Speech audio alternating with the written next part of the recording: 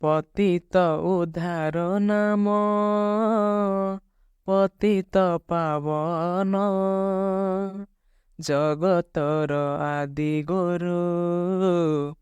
ରୂପେ ବିଦ୍ୟମାନ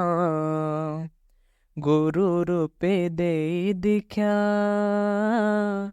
ପତିତ ଉଦ୍ଧାରୀ ପତିତ ପାବନବାନ ଉଡ଼ାଇଛ ହରି ଜନ୍ମ ଜନ୍ମାନ୍ତର ଅପରାଧ କ୍ଷମା କର ମୁକ୍ତି ଦେବ କି ନାହିଁ ମନରେ ବିଚାର ସ୍କନ୍ଦ ପୁରାଣରେ ଉକ୍ତ ଉତ୍କଳ ମାହିମା ସଂସ୍କୃତ ଭାଷାରେ ଅଛି ତାହାର ଗାରିମା।